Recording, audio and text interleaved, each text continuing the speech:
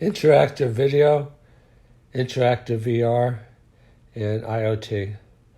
So remember, we had cell phones for a long time before we had smartphones. So at first, we had just cell phones that we could do tasks on. The same with computers. We had computers, and then we had the internet.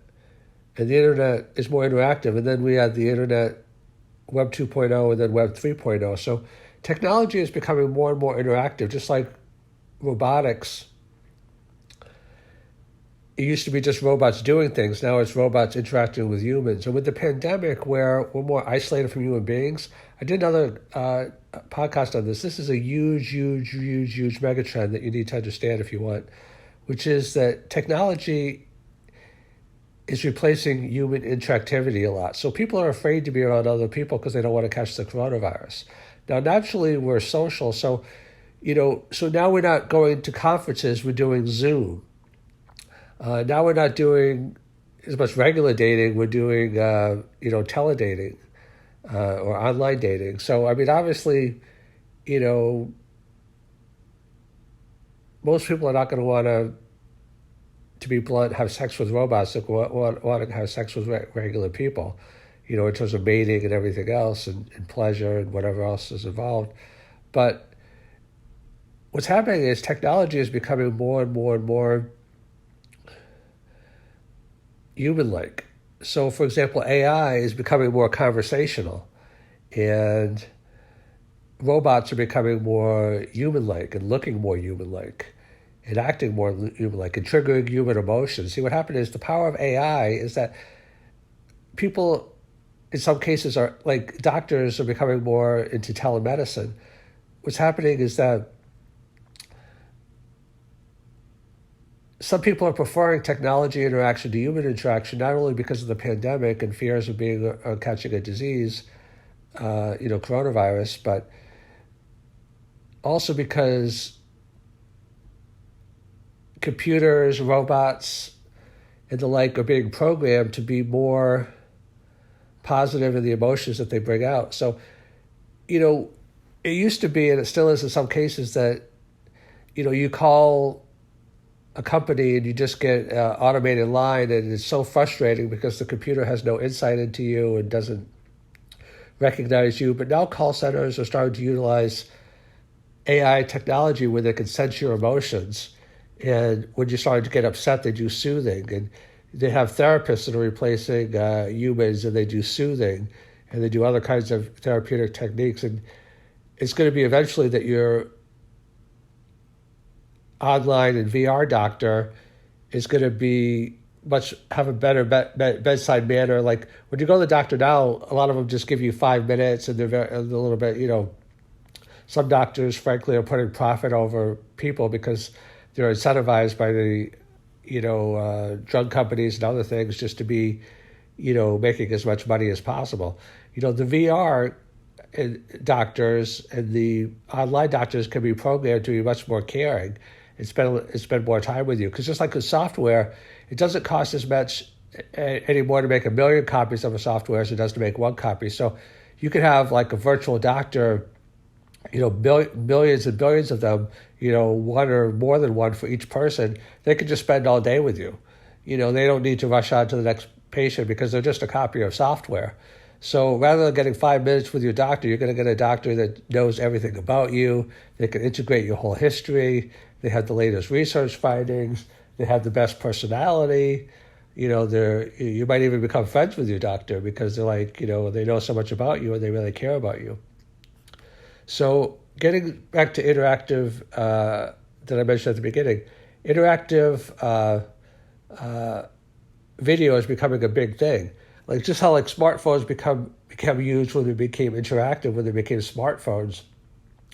When you have Siri and Alexa and everything else on your phone now.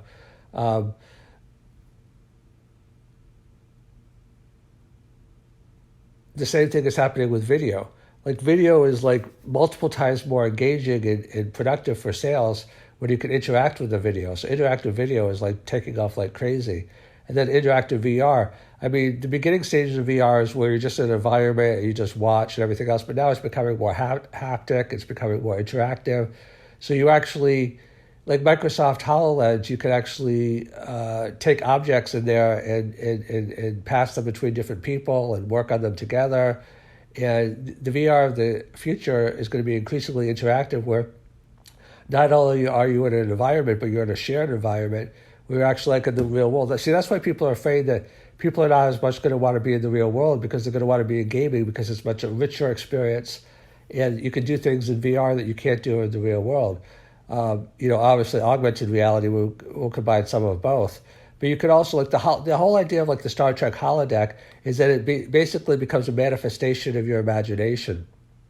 So in the world, if you imagine something, it takes years and years, and sometimes you can never manifest it. Like you might have an idea now that you could like travel to Titan, and like you could like be the richest person in the world, and that you could be, you could look like the most beautiful person in the world, and it's hard to manifest that. But in the VR, you could basically be a god, and no sacrilege, because nothing will ever replace God. God is God, and there's only God in my view. But you could be like a king or a queen, or you could be like a, prince or a princess or whatever you want to be. And it's all real. It's not actually real, but it feels real. So I think that's why a lot of people are getting a lot more into gaming, because it's like gaming, like Einstein says, imagination is more powerful than knowledge, something to that effect. That might be pretty close to it exactly. And people want to be able to use their imagination. Like in the world, it's hard to use your imagination because it takes so much sweat, labor, and tears even to get 10% of what you dream of. But in the VR, in the video, and in the other technologies, you could be whatever you want. And Internet of Things is the same thing. Like just how the smartphone used to be dumb, but then it became fun. Now your refrigerator is smart. Now your car is smart. We don't even need humans. The cars just like go much faster. They go 6 inches behind each other. The roads are specially made.